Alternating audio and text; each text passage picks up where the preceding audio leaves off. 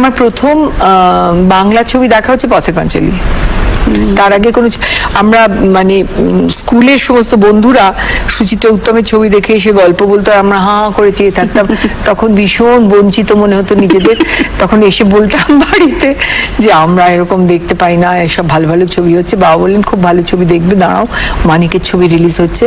তারপরে সেই ছবি রিলিজ হলো, তারপরে দেখতে গেলাম। অনেক বড় হয়ে আমি সুচিত্রা উত্তমের ছবি দেখেছি এবং উত্তমবাবুর অভিনয় আমি এপ্রিসিয়েট করতে শিখেছি অনেক বড় হয়ে, নিজে কাজ করার সময়। আচ্ছা, উত্তমবাবুর সঙ্গে কাজ করার গল্প তো শুনবো, তার আগে তোমার প্রথম ছবির কথা শুনবো।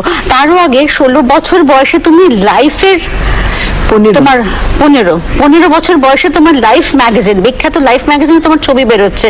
সেটা আমি যখন শুরু করেছিলাম 60-তে, তখন 60-তে শুরু হলো, 61-এ রিলিজ হলো।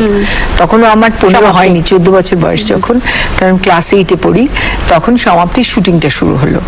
তারপরে গিয়ে ওই যখন আমরা বাইরে নিমতিতায় শুটিং করছি, তখন ব্রায়ান ব্রেক নামে একজন নিউজিল্যান্ডের খুব নাম করা একজন ফটোগ্রাফার এসেছিলেন মানিক কাকার সঙ্গে দেখা করতে।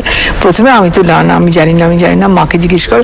মার সঙ্গে মানিক কাকা কথা বললেন। তারপরে মানিক কাকা বললেন হ্যাঁ করো, খুব নাম করা ফটোগ্রাফার। তখন বলে হ্যাঁ, কিন্তু বৃষ্টি তো পড়ছে না। তখন বংশী কাকা, বংশী চন্দ্রগুপ্ত, উনি একটা জলের ঝাড়ি নিয়ে আমার মুখের ওপর জল ঢাললেন, মুখটা ওপর দিকে তোলা। সেই ছবি দেখে আমার কি দুঃখ তখন। তারপরে আমাকে কি বিচ্ছিরি দেখাচ্ছে, জলের দাগগুলো মুখে দাগ, জলের ফোঁটাগুলো মুখে দাগের মতো দেখাচ্ছে। আর বংশী কাকা তো সেরকমই, যাও তোমাকে এর থেকে ভালো দিকতে নয় বলে দিলেন। আমার তো আরো দুঃখ হলো। যাই হোক, কিন্তু অনেক পরে আমি বুঝেছি যে ওই ছবিটা কতটাই ভালো। আর সবচেয়ে সুন্দর হচ্ছে ব্রায়ান ব্রেক আমাকে একটা ছোট্ট এইটুকুন একটা বুকলেট পাঠিয়েছিলেন, তার মধ্যে ওই ছবিটা ছিল। আমার নামটা বোধহয় ভুলে গেছিলেন, মনে থাকার কথাও নয়। তো ওখানে লিখে দিয়েছিলেন আমাকে ফর দ্য মনসুন গার্ল।